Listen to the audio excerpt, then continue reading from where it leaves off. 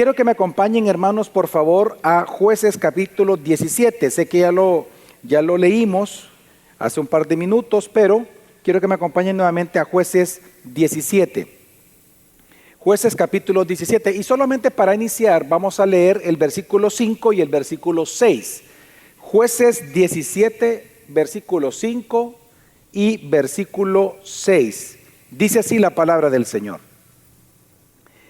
Y este hombre, Micaía, tenía un santuario. Hizo un efod e ídolos domésticos y consagró a uno de sus hijos para que fuera un sacerdote. En aquellos días no había rey en Israel. Cada uno hacía lo que le parecía bien ante sus propios ojos. Fíjense que cuando yo estaba en el colegio había una materia que a mí en lo particular me gustó muchísimo, pero muchísimo, y era, bueno, en aquel momento se llamaba laboratorio. Era el día o el momento que uno iba al laboratorio a hacer un montón de pruebas químicas en el colegio. Yo no sé si a usted le gustaba, pero a mí me encantaba esa materia. Y yo recuerdo que la primera vez que vi un microscopio y logré ver a través de un microscopio, de verdad fue un wow, o sea, qué espectacular ver esto, qué increíble. Y bueno, y la verdad que es uno de los grandes inventos, está dentro de la lista de los grandes inventos de la humanidad. Se cree que el inventor del primer microscopio simple fue Galileo Galilei, precisamente. Ahora, realmente el microscopio fue un instrumento que revolucionó la ciencia, incluyendo la medicina, porque el descubrimiento de los microorganismos permitió o dio lugar al descubrimiento de virus, de bacterias, de parásitos y de hongos que ocasionan precisamente enfermedades.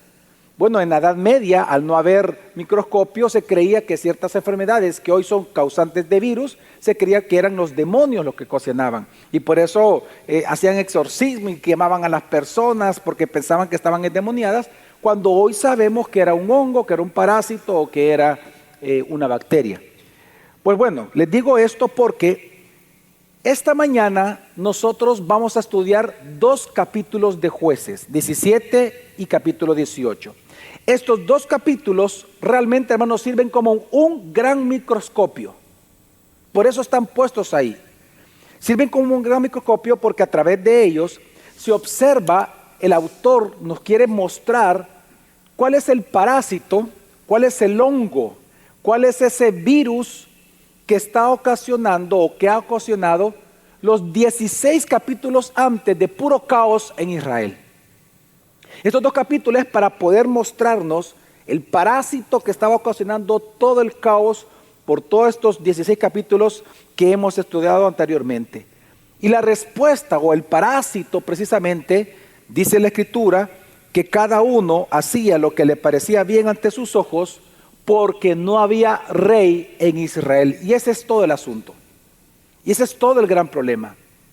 El gran virus y parásito que está narrando aquí es que al no estar Dios gobernando la mente y el corazón de cada israelita en aquel momento de manera individual dentro de su seno familiar, esto hizo que cada uno hiciera lo que bien le parecía, y eso, llevado a la sociedad, provocaba un gran caos en todo Israel. Así que nosotros cuando leemos, y yo creo que es importante aclarar de un inicio, cuando leemos que dice la Escritura, no había rey en Israel, yo entiendo que nuestro pensamiento es político, es decir, necesitaban un rey que ordenara la sociedad. Pero en el lenguaje hebreo tenemos que entender que no se está refiriendo única o exclusivamente a un político que era un rey. No. Estamos hablando en el lenguaje hebreo del gobierno de Dios sobre el pueblo de Dios. Cuando el autor dice no había rey en Israel, lo que está diciendo es que ellos no querían dejarse gobernar por Dios. Es decir, que en la mente de ellos y en su corazón, cuando digo en la mente, es decir, en sus deseos, en sus motivaciones, en sus planificaciones diarias, en la vida diaria, Dios no estaba presente, sino que Dios estaba ausente. Y eso ocasionaba que cada uno hiciera lo que bien le parecía a sus propios ojos. Es decir, renegados, personas renegadas. Así que lo que encontramos aquí, hermanos, lo que el autor de Jueces nos está enseñando es que porque Dios no era importante en el pensamiento de ellos, ellos ignoraban el señorío y no le temían a Dios en su corazón, cada uno hacía lo que bien le parecía a sus propios ojos. Así que por eso es que en el capítulo 17 y en el capítulo 18 lo que encontramos son tres historias que nos ilustran precisamente cómo cada israelita renegó de Dios o renegó de la verdadera adoración a Dios. Recordemos que renegar, y voy a aclarar la palabra porque la voy a ocupar varias veces porque es lo que vemos aquí. Renegar es el abandonar una religión para establecer la de uno propio, uno solito. Renegar es abandonar un principio o una religión para establecer la de uno solo. Entonces, lo que vemos aquí en el capítulo 17, en el capítulo 18, es que el autor va a ilustrar esto con tres historias que nos demuestran cómo los israelitas renegaban o abandonaron la verdadera religión o la verdadera espiritualidad para establecer la suya propia. A eso se le llama idolatría. Y es lo que vemos entonces en estas historias. Así que el objetivo del autor, hermanos, en estos dos capítulos es mostrarnos cómo el caos social, hermanos, siempre es producto del caos individual. Cómo el caos social era producto del caos espiritual personal. En simples palabras, lo que la Biblia nos enseña en este texto esta mañana es que tu corrupción y mi corrupción afecta a todos. El daño colateral es muy alto cuando nosotros queremos vivir a nuestra manera. El daño colateral es sumamente alto. Y Él lo quiere mostrar con estas tres historias. Y lo que también Él va a mostrar es que toda corrupción en una persona viene de ignorar a Dios. Por eso es bien llamativo que en los dos capítulos Dios no está presente. De hecho, usted no va a encontrar un solo mandamiento. Por eso es interesante predicar estos dos capítulos, porque no hay ningún mandamiento, no hay una orden para la iglesia, no hay nada de eso. Dios solo es mencionado una o dos veces, pero como una referencia. Pero Dios no habla en estos dos textos de manera literal dentro de las historias que vamos a leer. Dios habla porque es su palabra, amén. Amén. Pero me está dando a entender de que Dios en la historia no aparece, está ausente. Y eso es llamativo y eso dice mucho. Porque también el autor lo que está tratando de mostrar con este detalle es que, hermanos, cuando alguien es contrario a la forma de piedad ordenada por Dios, es contrario a Dios. Dios no está presente en religiones renegadas. Dios no está presente en la idolatría. Dios no está presente cuando uno vive a la manera de uno. Dios no está en eso. Por más que las personas digan, no, es que Dios me habló, es que Dios me dijo que hiciera esto, pero si eso va en contra de la piedad que Dios ordena, Dios no está ahí. Dios no está en esa actividad, Dios no es quien te ha hablado, Dios no te está auspiciando ese pecado. Y es lo que Él va a demostrar aquí. Por lo tanto, mi intención con el sermón de esta mañana, hermanos, es pues animarte y exhortarte a que adores correctamente a Dios, porque Él es Dios, simplemente. Que adoremos correctamente a Dios porque Él es Dios. Amén. Así que lo que vamos a ver aquí son 4 puntos en esta mañana. El sermón tiene 4 puntos. Lo que primero que vamos a ver en la primera historia es la ausencia de Dios en toda religión a la medida. Número 2, vamos a ver la ausencia de Dios en los ministros a la medida.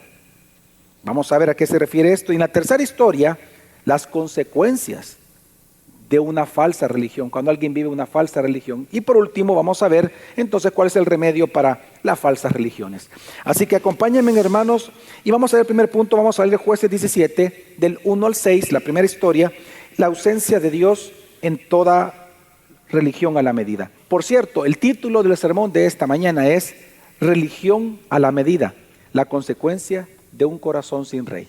Así que vamos a leer la palabra de Dios, Jueces 17, del 1 al 6, dice: Había un hombre de la región montañosa de Efraín, llamado Micaía, y él dijo a su madre: las 1100 monedas de plata que te quitaron, acerca de las cuales proferiste una maldición a mis oídos, mira, esa plata está en mi poder, yo la tomé. Bendito sea mi hijo por el Señor, le dijo su madre. Entonces él devolvió las 1100 monedas de plata a su madre, y su madre le dijo: yo de corazón dedico la plata de mi mano al Señor por mi hijo, para hacer una imagen tallada y de fundición. Ahora por tanto, yo te las devuelvo. Cuando él devolvió la plata a su madre tomó 200 monedas de plata y se las dio al platero, que las convirtió en una imagen tallada y una de fundición, las cuales quedaron en casa de Micaía. Y este hombre, Micaía, tenía un santuario. Hizo un efod e ídolos domésticos y consagró a uno de sus hijos para que fuera su sacerdote. En aquellos días no había rey en Israel. Cada uno hacía lo que le parecía bien ante sus propios ojos. Ok, rápidamente algo que nos llama la atención en esta historia es que dice que se encontraban en la región montañosa de Efraín. Esta montaña de Efraín ya apareció en todo Jueces, lo hemos leído, pero de verdad muchas veces en las historias y en las anteriores sermones por las historias que lo mencionan. Ahora, ¿por qué es importante este lugar? ¿Y por qué comienza así el autor en este capítulo?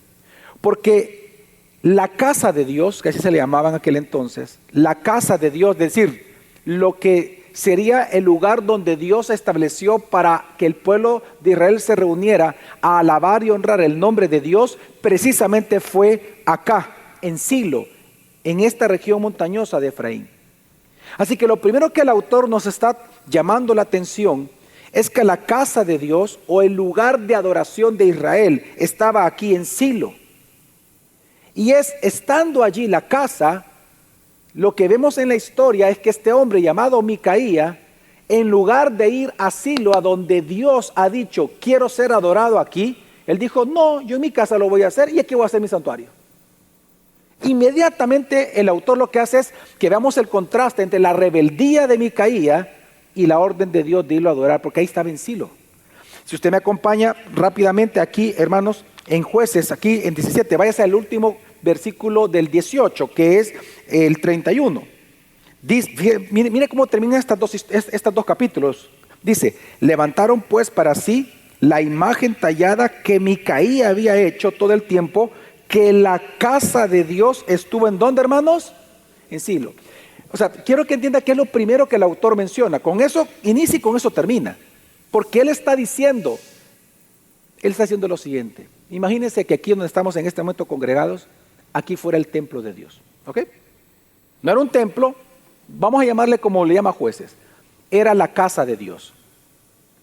Es aquí donde Dios recuerde que la ley de Moisés decía que el pueblo tenía que reunirse a donde Dios determinara que él manifestaría su presencia. Supongamos que esta era el templo. Y supongamos que usted vive al pasar la calle, enfrente. ¿Dónde se supone que usted tiene que congregarse? ¿Dónde se supone que usted tiene que ir como israelita a adorar a Dios? Aquí. ¿Cómo usted le llama a una persona que diga, no? Pero es que el sacerdote dice que hay que congregarse, que hay que servir, que a las 7 de la mañana hay que ir a cantar, que no, yo en mi casa. Yo aquí tengo mi santuario, mira, entra, aquí está el ídolo, este es Dios, mira, este no sé qué, este es Diosito, este es Jesús, este. ¿Cómo se le llama a este tipo de personas? Dígame usted, ¿cómo se le llama? Ese era Micaía. Por eso el autor inicia con Silo y termina con Silo. Ahora, porque la pregunta que él quiere hacernos reflexionar es, ¿por qué un altar personal levantaría una persona si cerca está el verdadero, donde Dios ha ordenado ser adorado? Porque eran renegados, eran rebeldes, eran renegados. Ellos eran personas, los israelitas en aquel momento, personas que querían seguir sus propios caminos, bajo su propia religión. Como dice aquel viejo corito, a mi manera. No, es un corito, ¿verdad? ¿Quién cantaba eso, por cierto? ¿Quién cantaba eso? Frank Sinatra. Ok, pues a mi manera. Ok. En aquel entonces lo que estamos viendo aquí es que ellos eran renegados, querían seguir sus propios caminos, a su manera. Así que por eso es que la historia es bien simple. Mire, la historia es bien simple. Micaía roba a su mamá 1100 monedas de plata. Cuando él oye que la mamá profiere una maldición contra el ladrón, él tuvo miedo a la maldición de la mamá. Entonces le confesó a la mamá. Ojo, no a Dios. Vea todos esos detalles aquí.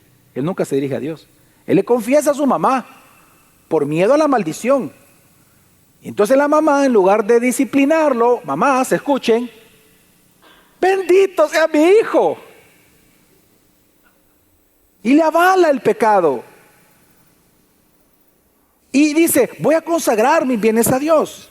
Y entonces le da 200 de estas monedas al platero para que le haga una imagen de fundición y una imagen tallada. ¿A qué se refiere? Tallado es, lo hacían de madera primero, lo tallaban y luego de eso encima le ponían una cobertura que aquí está diciendo que iba a ser de plata, y esa era una imagen tallada y de fundición. Pero no solamente, entonces viendo Micaías cuando recibe este ídolo, lo pone en el santuario que tenía en su casa. Imagínense, tenía un santuario, la arrogancia de este tipo. Y luego dice, hizo un efod e ídolos domésticos, tefarines, y consagró a un hijo como su sacerdote. Ahora la pregunta es, ¿por qué esta forma de religión idolátrica había en el corazón de Micaías, en el corazón de la mamá, en el corazón del hijo, en toda la familia de Micaías? Versículo 6, porque Dios no estaba en el corazón de él. Porque no había rey en el corazón de él. Dios no estaba gobernando en su vida. Hermanos, Micaías era un hombre religioso, sí, muy religioso, pero renegado. Él abandonó sus principios religiosos por establecer los suyos propios. Y es que veamos los detalles. Rápidamente, él no quiso adorar a Dios en el lugar donde Dios había dicho que tenía que ser adorado. Él era vecino del lugar, él era vecino de Silo. No le costaba nada ir a ese lugar, pero él no quería, era un renegado. Era un hombre que religiosamente se creía más sabio que Dios. Fíjese que cuando él confesó, se lo confesó, le pidió perdón. No le pidió perdón, porque no le pidió, usted no ve que él pide perdón. Él le confiesa a su mamá, pero él no le pide perdón a Dios. ¿Sabe a quién me recuerda? A Judas. Cuando Judas, fueron monedas de plata, 30, cuando él va a confesar, ¿a quién confiesa? ¿A Dios o a los fariseos? A los fariseos. Y se termina ahorcando. Y la mamá, una pregunta, ¿hizo bien o hacía bien consagrando su dinero al verdadero Dios? ¿Es correcto hacer eso? ¿Cuántos de ustedes alguna vez le han dicho al Señor, yo consagro mi vida, mis manos, mi dinero, todo es tuyo? ¿Cuántos lo han hecho? Levante la mano, bien, levántela, no sea mentiroso. Levante los que alguna vez le han dicho al Señor eso. Yo lo he hecho muchas veces, claro, varias veces. Ok, no hay nada de malo con eso, eran religiosos. Es que, una vez más, vea usted conmigo a quién ella le ora, a quién ella dice que va a consagrar su dinero. El 17 dice, el versículo 2, al final, dice, bendito sea mi hijo por el Señor, le dijo su madre. Entonces devolvió y dice el versículo 3, al final, yo de corazón dedico la plata de mi mano. ¿A quién, hermanos? A Jehová. Ella no está hablando de un Dios falso. Ella dice, voy a consagrar mi dinero al Dios verdadero. Sí. Así que, ¿había algún problema de que ella consagrara su dinero al Dios verdadero? No hay problema. Entonces, ¿cuál fue el problema? Que lo consagró de la manera equivocada, no ordenada por Dios, creando un ídolo y llamando al ídolo Dios. Hermanos, esto nos llama la atención porque hay un principio importante que esta mañana tenemos nosotros que tenerlo en nuestra mente y corazón. Dios no recibe cualquier forma de adoración. Dios no recibe cualquier forma de adoración. Él debe ser adorado como Él ha demandado en su palabra ser adorado. Tú no puedes inventar cómo tú vas a adorar a Dios. Dios ya lo habló en su palabra. En esta historia, nosotros lo que estamos viendo son las dos formas falsas que tiene el ser humano de querer adorar a Dios. Las dos. ¿Cuáles son, pastor? La desobediencia y la presunción. Hay dos pecados que el ser humano comete a la hora de querer adorar a Dios, cuando es falsamente. O pecado de desobediencia o pecado de presunción. ¿Qué es la desobediencia? Bueno, es no hacer aquello que te han pedido. En este caso es no servir o adorar a Dios de la manera en que Él lo ha ordenado. ¿Quién cometió eso? Micaías. Micaías, fíjese bien, él no se arrepintió delante de Dios. La ley de Dios, la ley de Moisés le exigía que si él había robado, dos cosas él tenía que hacer. Número uno, restituir a su mamá. No solamente entregarle las 1100 monedas de plata, sino que tenía que entregarle otro porcentaje más. Y número dos, él tenía que haber ofrecido sacrificios al sacerdote. Presentado al sacerdote para que él lo presentara a Dios, pidiendo perdón a Dios. Pero él no hizo nada de eso. Él no adoró a Dios como la ley lo decía, es decir, fue pecado de desobediencia. Y el otro pecado que vemos aquí es el pecado de presunción. ¿Cuál es ese? Es cuando alguien intenta adorar a Dios o hacer algo que no le han pedido, que se cree más astuto, pero se llama presunción, porque se preasume que lo que yo estoy haciendo es tan poderosamente bueno y creativo que Dios va a decir: ¡wow! Nunca yo había pensado eso, Javier, y ¡wow! ¡Qué increíble lo que estás haciendo por mí! Pecado de presunción. ¿Y quién hizo eso? La mamá. Lo vemos aquí. Hizo un ídolo de fundición. Dios nunca ha pedido, Jehová nunca ha pedido: hágame un ídolo para adorarme, pero ella pensó que era correcto. Ella preasumió que era correcto. Mire, estos pecados, para darme a entender un poco mejor, estos dos pecados, imagínense la mamá que están aquí. Usted sale de su casa, o el papá, pues ambos, cualquiera de los dos. Sale de su casa, usted durante el día va a estar fuera, y usted le dice a sus hijos: miren, hijos, yo les pido por favor que limpien la casa. Yo voy a salir, así que por favor limpie la casa y laven los platos. Solo dos órdenes usted le da. ¿Qué es lo que usted espera cuando llegue a la casa en la noche? Que la casa esté limpia y los platos lavados. Ok. Si usted llega y encuentra las patas, la casa patas arriba, ¿pecado de qué es eso? Usted llama: monos, vengan para acá. ¿Y cómo les diría usted? Desobedientes que fueron ustedes. ¿Ok? Pero si usted llega a la casa y encuentra los platos limpios y encuentra la casa reluciente, espectacular, usted la hace así: limpio, cero polvo. Y en la medida que avanzando en la casa, usted encuentra que todos sus zapatos están dentro de la lavadora, porque sus hijos dijeron: vamos a limpiar los zapatos de mami, y metieron los zapatos en la lavadora y están todos ya destrozados. ¿Usted se sentiría agradada? No, porque usted nunca les pidió lavar sus zapatos y le arruinaron sus zapatos. Esa es presunción. Presumieron que usted iba a ser agradado con algo equivocado. Hermano, tan malo es adorar a un Dios falso como tratar de adorar al verdadero Dios, pero de la manera equivocada. Y es lo que vemos aquí. Ambas formas que son pecaminosas de querer adorar a Dios vienen por no tener a Dios en el corazón. No había rey en el corazón de ellos. Eso es todo. Hermanos, cada uno de nosotros, tú y yo, fuimos creados para adorar a Dios. Amén. Fuimos creados para glorificar a Dios. ¿Qué significa eso? Fuimos creados para afamar el nombre de Dios. Para afamar el nombre de Dios a través de nuestras palabras, a través de nuestras acciones, a través de cada decisión. Y a esa clase de vida que afama el nombre de Dios se le llama adoración. Por eso nosotros somos adoradores 24 horas. Porque cuando nosotros glorificamos a Dios, estamos adorando a Dios, porque para eso fuimos creados y para eso fuimos redimidos. En la Biblia, si algo encontramos, hermanos, es que la verdadera adoración es la obediencia que surge de un corazón renovado por el Espíritu Santo.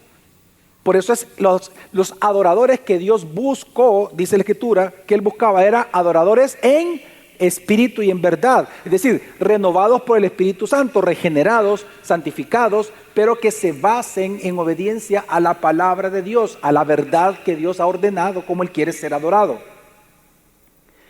Por eso es que la verdadera adoración en la Escritura nace siempre de un corazón regenerado por el Espíritu Santo. Pero el problema es que cada día tú te ves tentado, hermano, a desobedecer o presumir de tener la verdad. Y es una tentación que todos tenemos. Fíjense que hubo un momento en que Jesús va a comer y sus discípulos no se lavaron las manos. Y entonces vienen los fariseos y le dicen a Jesús y le preguntan: ¿por qué tus discípulos comen sin lavarse la mano? ¿Cómo lo dictamina la tradición? Dicen ellos. No la palabra de Dios, la tradición. Entonces la respuesta de Jesús fue, esto está en Marcos 7:8, no lo busque, lo voy a leer, solo un versículo. Dice Jesús, dejando el mandamiento de Dios, no había rey en el corazón, dejando el mandamiento de Dios, ustedes se aferran a la tradición de los hombres. Lo que Jesús, hermanos, está haciendo aquí es lo siguiente. Mira, en este texto el debate no era si ellos creían que la Biblia era palabra de Dios o no para ellos. Lo que para ellos era la Biblia, que era el Antiguo Testamento. El debate en este texto no es si alguien cree que la Biblia es palabra de Dios o no. No, porque ellos creían eso. Un fariseo creía en la palabra de Dios.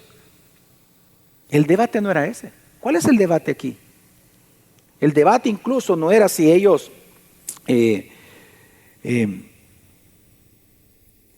si Dios existía o no. El debate no era si ellos creían en Dios o no, en el Dios verdadero, no. El debate es que ellos no confiaban en la Biblia. Ellos no confiaban en la suficiencia de las Escrituras. Ellos no confiaban que la Biblia fuera la única verdadera autoridad para todos los asuntos de la vida y para la piedad humana. Ese era el debate de los fariseos. La Biblia no era suficiente y por eso ellos tenían que hacer uso de sus tradiciones y sustituyeron la palabra de Dios por lo que las tradiciones humanas decían, lo que ellos establecían. Y por eso ellos crearon su propia religión, que hasta el día de hoy existe, que se llama la religión judía, que no está basada en la Escritura, está basada en tradiciones humanas. Ellos, por ejemplo, para ellos pecar es encender la luz un día sábado. ¿Dónde está eso? Dígame usted dónde está eso en la Biblia. Para ellos usar un ascensor, levantando la mano y apretando un botón, es pecado el día sábado. ¿Dónde está eso en la Biblia? Pero ellos preasumen y presumen de que no, que con eso están glorificando a Dios. No, no lo hacen. Y menciono esto porque hoy en día, lamentablemente, hay personas y creyentes que tienen la misma tentación. Por ejemplo, algunos dicen, ¿y qué hay de malo tener sexo si nos amamos?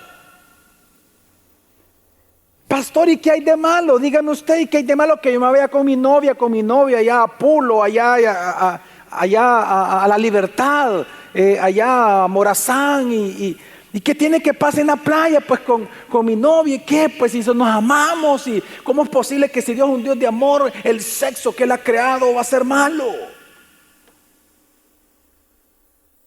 Pero es religión.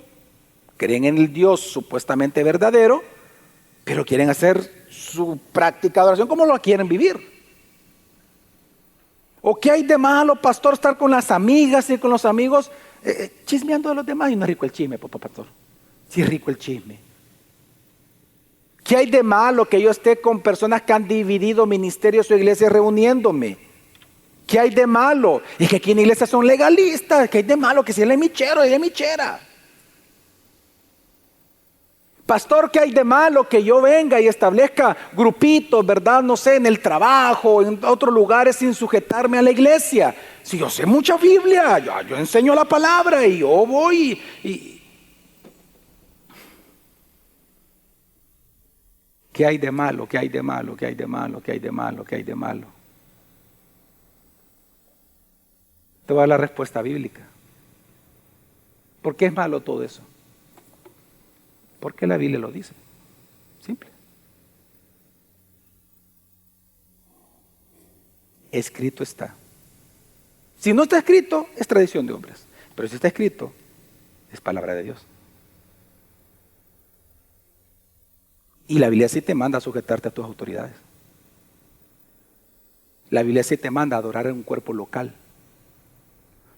La Biblia te manda a discipularte en la iglesia, no donde a uno le ronque la gana.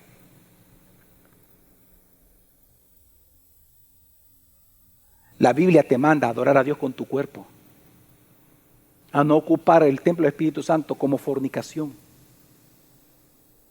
Todo eso lo dice la Biblia. Pero otra cosa es que tú estás creando tu propia religión. Y todos somos tentados en esto. Unos como Sansón tienen el pensamiento o el comportamiento de espíritu libre, ¿verdad? Y no quieren sujetarse en nada a la iglesia. Y están nosotros como Jefté que tratan de negociar con Dios en el uso del dinero, en el uso del tiempo, en el uso de mis recursos. Yo negocio con Dios. Pero la realidad, hermanos, es que no hay verdadera adoración sin una verdadera obediencia. Y nunca olvide eso, no hay verdadera adoración sin una verdadera obediencia. ¿Por qué? Pues la verdadera adoración a Dios exige obediencia, no conveniencia. Lo repito porque el sonido está bien malo hoy, esta mañana. Amén. Sí, hermano. La verdadera adoración a Dios exige obediencia, no conveniencia. Pero ¿sabe qué es la buena noticia? La buena noticia es lo que dice Filipenses 2, del 12 al 13. Ocupaos en vuestra salvación. A los que ya son cristianos, ocúpense de eso que Dios ya les regaló, la salvación. ¿Cómo? Con temor y temblor. Porque Dios es quien obra en vosotros tanto el querer como el hacer, ¿para qué? Para su beneplácito. ¿Qué está diciendo Dios? En este texto, Dios lo que nos está diciendo es que Dios merece ser adorado. Amén. Y Dios merece ser adorado de manera agradable. Que le agrade, dice él, que le cause beneplácito. Pero Dios sabe que tú y yo somos pecadores. Así que sabiendo Dios que no podemos con nuestro esfuerzo serle agradable a Él con nuestro propio esfuerzo, pues Dios en su gracia dice, ha obrado tanto en nosotros el deseo de querer adorarlo, pero ahora nos ha dado en el Espíritu Santo el poder hacerlo en obediencia a lo que ya está escrito. Es lo que está diciendo el texto. Y es la manera en que nosotros nos ocupamos de la salvación, como adorando a Dios. Él produce ahora en nosotros el querer adorarlo y nos da el poder en el Espíritu Santo para hacerlo. Y esa es la buena noticia. Que por lo tanto, porque ya estamos en Cristo, hermanos, es nuestro deber tener cuidado de no crear una religión a nuestra medida. Ten cuidado de no crear una religión a tu medida, cuyo Dios sea a tu medida. Hermano, la adoración a Dios no se negocia, se obedece. Amén, hermanos. Así que si eres tú un espíritu libre, ¿verdad? Un hombre que se cree sabio, una mujer que se cree sabia, experimentada, y que yo tengo años de cristiano, vamos a hacer esto, no le preguntemos a la iglesia, no le preguntemos a nadie, voy a hacer esto, yo hago esto otro, porque yo soy a la hija de no sé quién, el hijo de no sé cuánto, tengo 3 generaciones pastorales, lo que sea, o 3 generaciones de cristianos, etcétera. Si tú eres un espíritu libre dentro de la iglesia local, si tú haces lo que quieres, sin estar sometido al cuerpo de Cristo, a tu iglesia local, te tengo una noticia. Según este texto, tú eres renegado. Tú eres un renegado. Tú eres el Dios de tu propia religión. Y por lo tanto, solo tengo una petición y un consejo para ti, una exhortación. Arrepiéntete, hermano y hermana, de eso. Arrepiéntete de estar creando tu propia religión. Arrepiéntete. Amén, hermanos. Porque ¿cuál es la causa, según el texto? Porque no había rey en Israel. No hay gobierno de Dios en los que piensan así. No se dejan gobernar por Dios. Porque no había rey en el corazón de ellos, hacían lo que bien le parecía a sus ojos. Ahora, pero no solamente esto vemos en la historia, sino que hay una segunda historia que también nos habla de la ausencia de Dios cuando hay ministros a la medida. Sigamos la historia, porque la historia no terminó ahí, la historia continúa. Jueces 17, del 7 al 13. Amén. Amén. Ok, dice: y había un joven de Belén de Judá, de la familia de Judá, que era levita y forastero allí. Y el hombre salió de la ciudad de Belén de Judá para residir donde encontrara lugar. Otro espíritu libre. Y mientras proseguía su camino, llegó a la región montañosa de Efraín, a la casa de Micaía. Y Micaía le dijo: ¿de dónde vienes? Y él respondió: soy un levita de Belén de Judá, y voy a residir donde encuentre lugar. Entonces Micaía le dijo: quédate conmigo y sé padre y sacerdote para mí. Claro, un levita. Y yo te daré 10 piezas de plata por año. El vestido, la comida, carro, televisión, internet, ¿verdad? Todo eso, ¿ok? ¿Y qué hizo el levita? Se quedó. Y dice, consintió. Uy, esa palabra qué fuerte, ¿no? Consintió el levita en quedarse con el hombre. Y el joven fue para él como uno de sus hijos. Micaía entonces consagró al levita, y el joven vino a ser su sacerdote y moró en la casa de Micaía. Mira qué bonito. Va prosperando la religión. Hago lo que yo quiero, adoro como yo quiero, me invento el Dios que quiero adorar, y resulta que estoy prosperando. ¡Qué buen negocio es la religión! Bueno, ahora tanto que hoy tengo mi propio sacerdote. Resulta que por ahí va pasando un hombre que sabe predicar la Biblia, que sabe enseñar, que tiene experiencia. Encontré un profeta por ahí, me contaron que en tal colonia está la niñatita que profetiza. Por 5 pesos, pero profetiza. Así que yo la busco cuando estoy mal, yo lo toco la puerta: niñatita, niñatita, necesito una palabra de Dios para mí. ¿Y saben qué? Sucede. Prospera, la religión a la medida prospera. Si en el texto anterior lo que vimos es o trata sobre una religión a la medida, este texto habla del peligro de establecer un ministerio personal a la medida, de ser un ministro a la medida. Resulta que un levita se convierte en un sacerdote personal de paga. Yo lo voy a traer, lo voy a poner y yo pago. Mire, hermanos, usted no tiene idea de a lo largo de los años cómo yo he visto esto. Solo le voy a contar 2 historias que se me vienen a la mente, no las tenía ni siquiera programado aquí. Conozco la historia de un empresario que lo que hizo fue eso. Contrató, así fue, lo puso en planilla de su empresa a un pastor para que le estuviera predicando todas las semanas a sus empleados.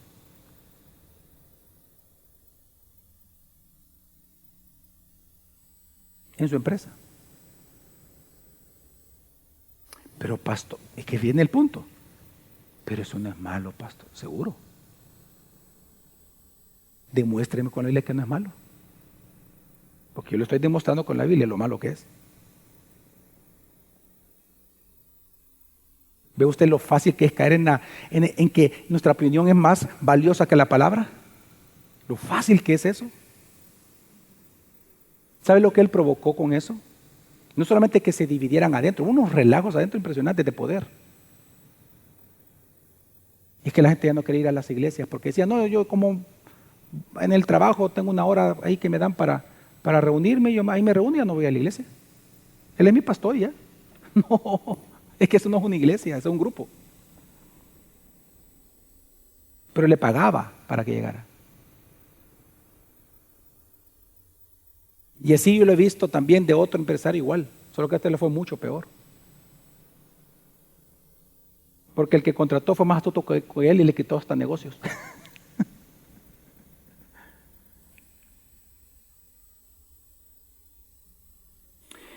Y sabes lo tremendo, hermanos, es que por favor no perdamos en nuestra mente que la casa de Dios estaba enfrente de la calle. Pero cada uno hace lo que quiere. ¿Sabe a qué distancia estamos tú y yo? Los demás ancianos de la iglesia, ¿a qué distancia estamos de ti? A esto. Y aún así tú sigues haciendo lo que tú quieres.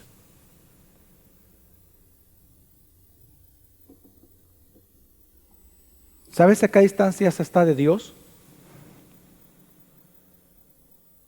Y aún así queremos hacer lo que queremos. Y es lo tremendo aquí. Ellos ignoraron a Silo porque querían hacer las cosas a su manera. ¿Ves el problema? Que la gente no cree en la suficiencia de las Escrituras. Y por eso la gente anda buscando profetas que le profeticen, etc. Tremendo. Ahora, ¿por qué sucedió esto? En el anterior dijimos, bueno, porque lo dice, que no había rey en su corazón, pero aquí dice, ¿por qué él hizo eso? ¿Qué versículo? El 13, que intencionalmente no lo leí. ¿Qué dice el 13? ¿Por qué sucedió esto? ¿Por qué Micaías hizo esto? ¿Por qué contrató a levita? Versículo 13. Y Micaías dijo, ahora sé que el Señor, está mencionando a Jehová, que el Señor me prosperará porque tengo un levita por sacerdote. El santuario era un negocio para él. Él no quería esto para adorar a Dios, él quería para tener más pisto. Lo que se cree es que el santuario de él, y al tener el levita, lo que se cree es que la gente llegaba en lugar de Silo, llegaba donde la niña Tita, solo que este era niño Tito. ¿Verdad? Donde Tito, vamos a poner Tito levita ahorita, viene, Tito, voy de viaje, puedes orar por mí y pregúntale al Señor si me va a ir bien. Ah, bueno, sí te va a ir bien. Ok, gracias, toma, aquí está el pago. ¿Ya? Eso era un negocio. Y resulta que la gente probablemente venía a consultar al levita. Ahora, recordemos, hermanos, que la codicia no tiene que ser de dinero necesariamente. Hay personas que codician fama, poder, sentirse útil. Otros lo que quieren es una imagen. Otros quieren una palmadita, un reconocimiento. Y por eso muchos pudieran despreciar la casa de Dios local, hacen lo que quieren, donde quieren, cuando quieran, y justifican su independencia y lo dicen así: es que Dios me habló, es un llamado de Dios. Ok, yo le digo, ¿cómo Dios te habló? No, es que una persona se me acercó. No, ahí no vengas con cosas, no es que Dios no habla así. ¿Cómo Dios te habló con la palabra? Dímelo, ¿dónde está? No, es que es un sentir. No vengas con sentires. ¿Dónde está en la Biblia? Sola Escritura. ¿Dónde está en la Biblia? No vengas a decir que tus sentires están por encima de la Biblia. ¿Dónde está en la Biblia? Es como aquel hombre, de verdad es como aquel hombre que dice, y eso no son pocos lo que voy a decir ahorita. Es como aquel hombre que dice, no, es que yo siento de Dios divorciarme. Siento de Dios divorciarme. Dios mío. Siento de Dios que tengo que dejar el ministerio. Dios me ha hablado que tengo que irme de la iglesia. Dios me ha hablado, y ahí comenzamos a justificar tanto nuestra propia religión y nuestro propio ministerio falso con el nombre de Dios Santo. Y es triste, hermano. Y ten cuidado, porque fíjate, Judas hizo un negocio con Cristo y murió. Simón el mago quiso comprar la fama. Lo que él codiciaba no era el dinero, Simón el mago. Él codiciaba la fama de los apóstoles y Dios lo maldijo por eso. Es que el punto es, hermano, Dios no está presente en los ministros a la medida de la codicia humana. No está presente. Así que si por sentirte tú útil, por sentirte tú superior, o por sentirte, no sé, bueno, hermano, no estés creando tus propios ministerios personalizados, sin sujetarte a tu iglesia local. Huye de eso. Porque si tú insistes en eso, de seguro entonces te estás convirtiendo en tu propio sacerdote a la medida, por paga, por obtener tus propias aspiraciones y sueños. Hermano, la vida de fe no se trata de sentirse superior o de sentirse útil. La vida de fe trata de humillarse ante aquel que sí es superior de nosotros, Cristo Jesús. La vida de fe es humillación, morir a uno mismo todos los benditos días de nuestra vida. Morir a uno mismo. Si alguno no toma su cruz y me sigue, no es digno de mí, dijo Jesús. Digno, no olvide esa palabra, no es digno de mí. La vida de fe no se trata de uno ser útil, de sentirse superior, de hacer cosas para Dios. No, Dios no mira tus manos, Dios lo que mira es tu corazón. No olvides eso. Otro día podemos hablar de eso. Hay sermones que he predicado de eso. Hechos de los Apóstoles 15, cuando está Pablo en el Areópago. Dios no es servido por manos humanas como que si Él necesitase algo de nosotros. Dios no busca tus manos, Dios busca tu corazón. ¿Por qué haces lo que haces? ¿Cuál es tu verdadero motivo por el cual dices, haces, hablas, no haces, dejas? Así que, hermanos, ahora lo interesante es que en el capítulo 17, si nos damos cuenta, solo el capítulo 17 está lleno de palabras, actividades y objetos religiosos. Pero nada de esto, lo que hemos leído, ha surgido, ¿se dan cuenta?, de un verdadero deseo de obedecer la ley de Dios. Nada de lo que hemos leído nació de eso. Nadie quería obedecer la ley de Dios, sino que lo que vemos en el capítulo 17, en estas dos historias, es que trata de personas que usan la religión para servir a sus propios intereses. Vemos una madre complaciendo al hijo para sus propios intereses, un levita para asegurarse una mejor vida para sí mismo, y Micaías para aumentar su riqueza. Es como aquella persona que apoya a un familiar, porque es familiar aunque la persona tal vez está dividiendo la familia. Es como aquel, por ejemplo, que se sirven de la iglesia o se sirven de las personas para simplemente un negocio personal. Hay otros que se venden inescrupulosamente a personas porque les va a dar dinero. Yo conozco, lamentablemente, y lo digo de verdad, pastores así, que se unen a personas, a engañadores, estafadores, porque reciben 100 pesos mensuales de donación. Y es terrible esto. Así que, al igual que Micaías, hasta ahorita todo va bien, ¿verdad, hermanos? A los ojos humanos, dígame si no estaba prosperando Micaías. ¿Sí o no, hermanos? Sí, hombre. Al igual que Micaías, parece que a muchos les va bien, pero no se dan cuenta.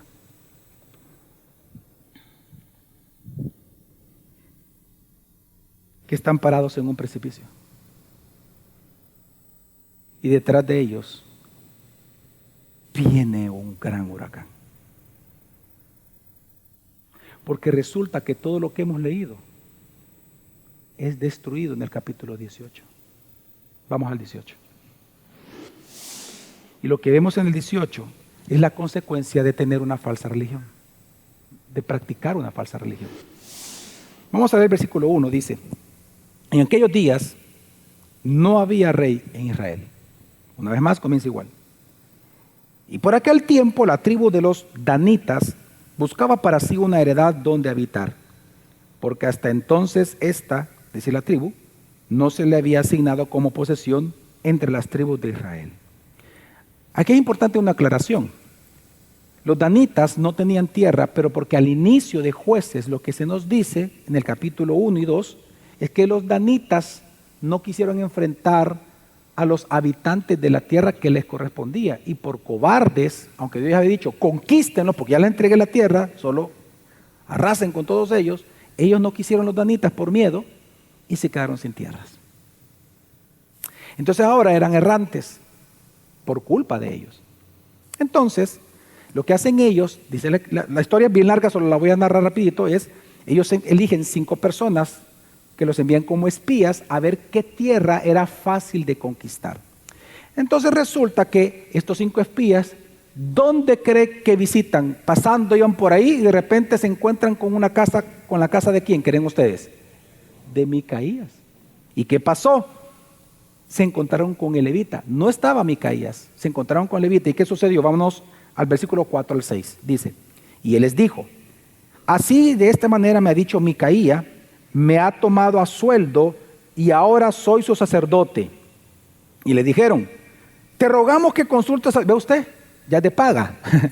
Te rogamos que consultes a Dios para saber si el camino en que vamos será próspero. Y el sacerdote les dijo, id en paz, el camino en que andáis tiene la aprobación del Señor. Entonces, cuando uno sigue la historia, resulta que ellos llegan a un lugar llamado Lais, y en este lugar vieron ellos que era muy bueno para conquistarla. Entonces regresan los 5 espías, y entonces todo el pueblo, toda la tribu de Danita, eligen 600 guerreros bien armados y salen a la conquista de Lais. Pero resulta que en el camino iban los 600, ¿y dónde cree usted que pasaron? ¿Frente a qué? ¿Dónde cree usted según la historia? Frente a la casa de Micaías.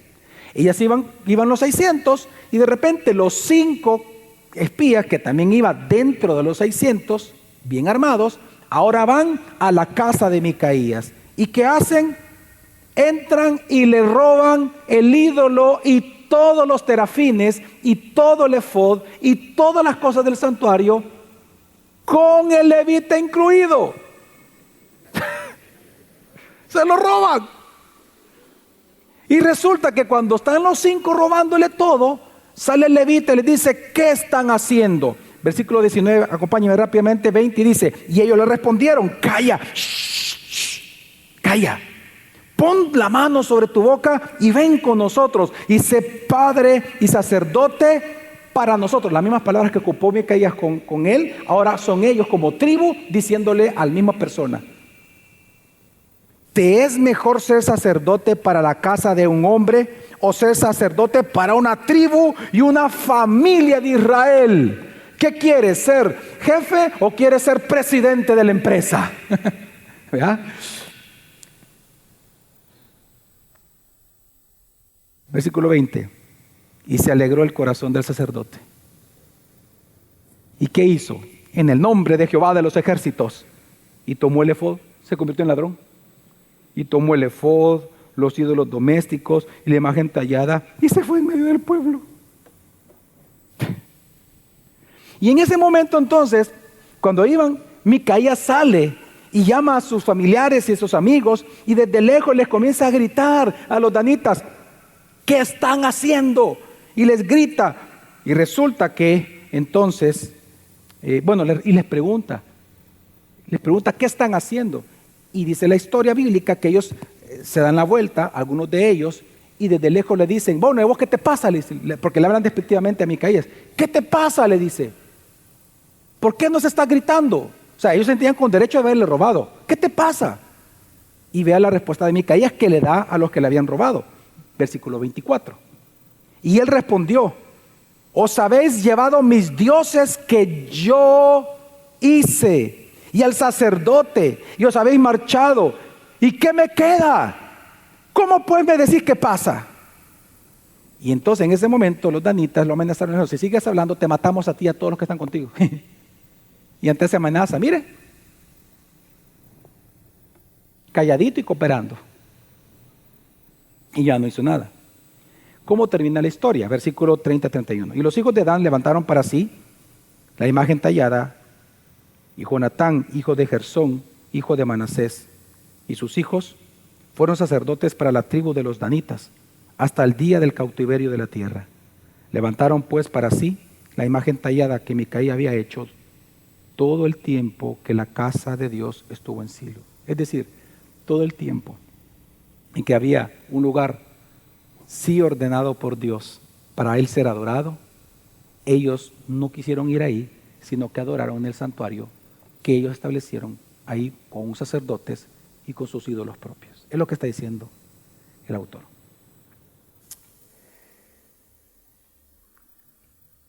Hermanos, en esta historia lo que vemos es que al igual que levita, esta era una tribu errante, buscando un hogar. Pero al no tener a Dios como rey en sus corazones, en sus pensamientos, ellos menospreciaron la tierra prometida que les había dado al inicio. Pero en este proceso, ve usted el descaro de la religión.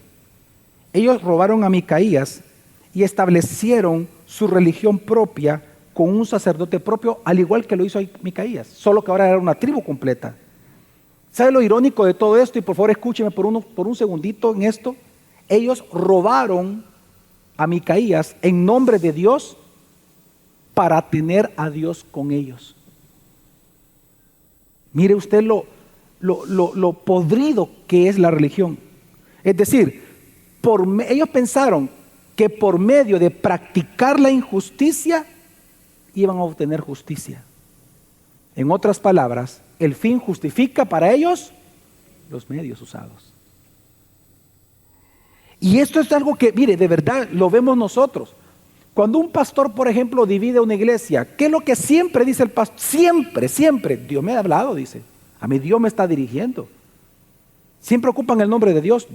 No, esto es justo lo que estamos haciendo. Nos estamos dividiendo porque es justo. La división es satánica. Es el mismo hombre cuando dice, no, divorciémonos, la mujer. No, es que Dios me está diciendo que me divorcie de ti. Eso es satánico. Es como que si usted, no, es que hagamos esto porque esto es de Dios, pero la iglesia lo sabe. No importa que la iglesia no lo sepa, lo vamos a hacer. Dios me ha hablado. Mira, no tengamos sexo porque vamos a ofender a Dios. No, como Dios se va a ofender si nos amamos. Demostrame que me amás, entregate a mí. Hermanos, este texto, esta historia última del capítulo 18 nos demuestra que hay dos consecuencias de vivir bajo la religión a la manera de uno, de vivir bajo una religión creada por uno mismo. Y lo primero, hermano, es que vemos aquí, la primera consecuencia es frustración y dolor en el corazón tuyo. Fíjate lo que yo le pido a usted, no estoy justificando a Micaías, yo quiero que veamos a Micaías como un ser humano. Vea usted cómo lo que él dice, Micaías, el desgarro que hay en su corazón en el versículo 24. Él dice, os habéis llevado mis dioses que yo hice y al sacerdote y os habéis marchados. Y luego, ¿qué dice? ¿Y qué me queda? ¿Sabe por qué Micaías estaba desesperado? ¿Y por qué salió con personas para tratar de enfrentar a 600 guerreros bien armados hasta los dientes? Y él con hondías y palos. ¿Pero por qué salió de él esa famosa valentía de quererlos enfrentar en su momento si fuera posible? Porque él estaba perdiendo todo. Estaba perdiendo todo. Todo lo que él había construido con su esfuerzo, con su pecado, con su justicia propia, con su mente, lo estaba perdiendo todo. El ministerio, la casa, todo estaba perdiendo. Todo lo que había construido él solo con su familia, con la mamá, con el papá, con el dinero, porque la mamá fue la quien le dio el dinero, el capital para hacer todo eso. Y él se sentía que estaba perdiendo todo. Y por eso le dice, ¿qué me queda? Desgraciado, ¿por qué me roban? ¿Qué me queda? Pues quiero decirte, hermano, que ese es el punto. No te queda nada. La religión falsa no te deja nada, no produce nada. Lo único que te trae es un vacío completo en tu corazón. Porque vivir de una manera contraria a la Biblia, vivir ajeno a la vida de la iglesia local, te dejará vacío. Porque Jesús dijo, separado de mí nada podéis hacer. Mira, hermano, aunque un ídolo no es nada, la idolatría te deja sin nada, porque confías en sus falsas promesas y te apoyas en sus falsas esperanzas. Toda falsa religión te va a dejar vacío. ¿Sabes por qué? Porque nunca tuviste nada realmente. Dios nunca estuvo ahí. Dios estuvo ausente por 30 años de tu vida, por 20 años, por 15 años, por 5 años. Dios no estaba ahí. Porque tú estabas construyendo tu vida sobre la arena, no sobre la roca. Entonces cuando vienen ya los problemas, se te desbarató todo. ¿Y hoy qué te queda? Pero lo segundo que produce, la segunda consecuencia de vivir bajo una religión a la manera de uno es un legado de verdadera maldición para la familia. Hoy en nuestro tiempo está de moda la palabra legado, ¿verdad? Dejar un legado. Pues bueno, mira, fíjate que el santuario de Micaías, fíjate en lo siguiente, el santuario de Micaías, de una pequeña persona, familia chiquitita, el santuario de Micaías produjo un santuario de toda una tribu. ¿Se dieron cuenta cómo escala la corrupción? ¿Me están dando a entender, hermanos? Sí. Ahora, ¿por qué estoy mencionando esto? Porque resulta que este santuario, puesto por los danitas en una ciudad llamada Lais, que le cambiaron el nombre, la ciudad de Dan, y pusieron el ídolo de Micaías con el sacerdote de Micaías, resulta que años después, este santuario fue el mismo lugar que Jeroboam, cuando viene la división de los reinos, el rey del reino del norte, hace un becerro de oro y en ese lugar lo pone en el mismo santuario para que todo el pueblo de Dios adore a un becerro de oro. Y ese lugar se convirtió en un lugar de idolatría por cientos de años. ¿Qué estoy tratando de decirte con esto?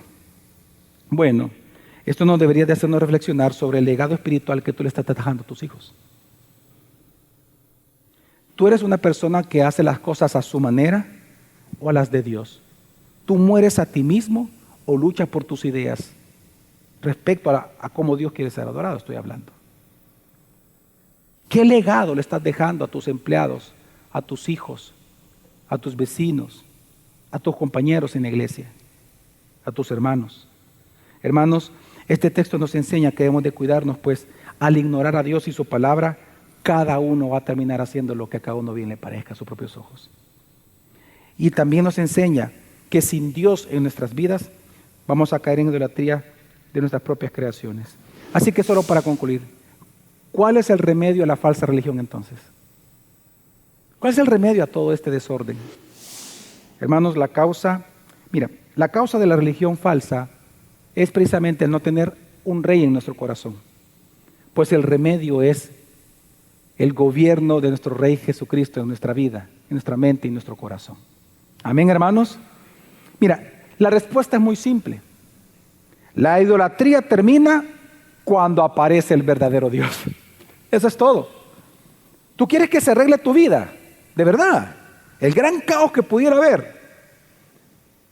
Establece a Cristo como Rey sobre tu corazón, sobre tu mente, tus planes y tu vida. Y todo va a comenzar a ser ordenado. Siempre vas a tener problemas, vas a morir de algún día, vas a tener enfermedades, pero tu vida va a darle la gloria a Dios. Y vas a tener gozo inexplicable y felicidad en tu corazón. Amén, hermanos. Toda idolatría, toda falsa religión termina cuando aparece el verdadero Rey, cuando aparece el verdadero Dios. Ahí termina todo. Así que esto es lo que tú necesitas. Lo que tú y yo necesitamos es volver a ver a Jesús, volver a ver a Cristo, volver a ver la cruz. Porque ante la cruz dejaremos de ver la maldad que hay de nosotros al ver la gracia de Dios puesta en ella. Es lo que nos dice Hebreos capítulo 9, versículo 14, y dice: cuánto más la sangre de Cristo, el cual por el Espíritu eterno se ofreció a sí mismo sin mancha a Dios, purificará vuestra conciencia de obras muertas para adorar o servir al Dios vivo. Lo que está diciendo la Escritura, que el único que te puede abrir a ti y a mí los ojos de las obras muertas que ya estamos practicando es precisamente Jesucristo. Es por medio de la sangre de Él que nuestra vista puede ser abierta. Es como lo que dice el salmista: Señor, te pido que me muestres los pecados que me son ocultos a mis propios ojos. Yo oro de esa manera, personalmente sí oro. Todo el tiempo le digo: Señor, muéstrame los pecados que me son ocultos a mis ojos, que yo pienso que no son pecados, muéstramelo. Porque es el Espíritu Santo en Cristo Jesús que nos comienza a mostrar las obras muertas que hacemos. Es decir, las obras que pensamos que están vivas, pero están muertas para los ojos de Dios. Amén, hermanos. Es decir, la falsa religión. Así que el único que te puede convencer de obras muertas, de una falsa religión, es Cristo. Y solo por medio de su palabra escrita, y su palabra escrita predicada. Así, hermanos, entonces el caos finaliza cuando Cristo, quien tiene la sabiduría y el poder, para ordenar todo en tu vida, nuevamente vuelve a gobernar tu vida. Fíjate que lo que dice Hebreos, con esto concluyo, Hebreos 1:3 dice, el que es el resplandor de su gloria y la expresión exacta de su naturaleza, y sostiene todas las cosas por la palabra de su poder. Hermanos, Jesús es quien sustenta tu vida. Él la sostiene, Él la preserva, la dirige, la controla, la soporta y la preserva. Amén, hermanos. Es Jesucristo. Y por eso nosotros insistimos en que no solamente te congregues, sino que intégrate a tu iglesia, intégrate a tu iglesia local. Es aquí donde va a ser edificado como piedra viva. Intégrate a la iglesia, participa del discipulado, participa de las consejerías, participa de las reuniones, de los congresos, de las conferencias, de los seminarios, del seminario bíblico, de todo lo que la iglesia tiene, para que juntos sirvamos a Dios con un corazón puro, lejos de la codicia, de la ambición. Amén. Así que, hermanos, porque Dios es Dios, adorémosle en la manera en que Él quiere ser adorado y ha demandado ser adorado. Amén. Adorémosle conforme a su palabra. Vamos a orar.